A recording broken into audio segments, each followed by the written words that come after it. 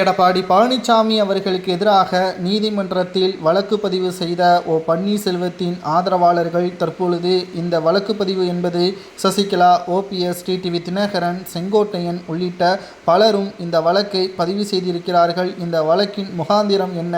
அதாவது எந்த ஒரு கேள்வி கணக்கும் இல்லாமல் கட்சியிலிருந்தும் அடிப்படை பதவியிலிருந்தும் எடப்பாடி பழனிசாமி அவர்களது தன்னிச்சை முடிவால் பதவியிலிருந்து நீக்கப்படுவதும் கட்சியிலிருந்து நீக்கப்படுவதும் வன்மையாக கண்டிக்கத்தக்கது என்றும் தனிப்பட்ட நபரால் இதை ஏற்றுக்கொள்ள முடியாது என்றும் பொதுக்குழுவை கூட்டி எடப்பாடி பழனிசாமி அவர்களுக்கு எதிராக தீர்மானங்கள் ஏற்பாடுகள் செய்யப்படுவதாகவும் தற்பொழுது அனைத்து ஆதாரத்தையும் நீதிமன்றத்தில் சமர்ப்பித்துள்ளனர். இது எடப்பாடி பழனிசாமி அவர்களுக்கு சற்று கலக்கத்தை ஏற்படுத்தியுள்ளது.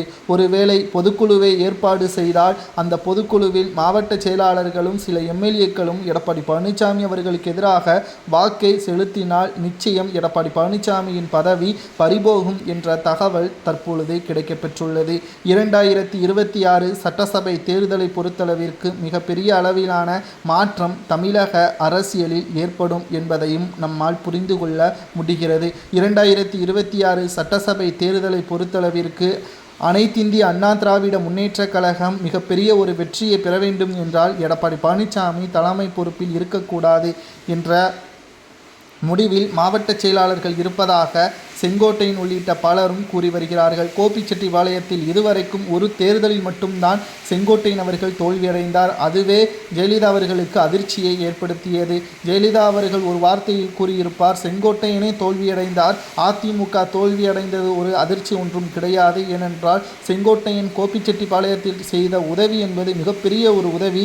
அந்த தொகுதியையே வளர்ச்சியான தொகுதியாக மாற்றிய பெருமை செங்கோட்டையனுக்கு உண்டு என்ற பெருமையையும் செங்கோட்டையனுக்கு ஆதரவாக பேசியிருந்தார். ஆனால் சசிகலாவையும் ஓபிஎஸ்ஸையும் சந்தித்ததாக கூறி அதற்காக கட்சியிலிருந்து நீக்கப்பட்டால் எடப்பாடி பழனிசாமியின் உண்மையான சுயரூபங்கள் தெரிய வருகிறது என்றும் இன்னும் பல நிர்வாகிகள் தொடர்ந்து சசிகலாவையும் ஓபிஎஸ்ஸையும் செங்கோட்டையனையும் டிடிவி தினகரனையும் சந்தித்தால் அனைவரையும் எடப்பாடி பழனிசாமி அவர்கள் கட்சியிலிருந்து நீக்குவாரா? அப்படி நீக்கினால் அதிமுக என்றால் எடப்பாடி மட்டும்தான் இருக்க முடியும் என்ற குற்றச்சாட்டுகளையும் ஆதாரத்துடன் நீதிமன்றத்தில் சமர்ப்பிக்க உள்ளார்கள். தற்பொழுது அதிமுகவின் பொதுக்குழுவை கூட்ட வேண்டும், எடப்பாடி பழனிசாமி அவர்களுக்கு ஆதரவாகவும் எதிராகவும் ஓட்டுக்களை செலுத்த வேண்டும் என்ற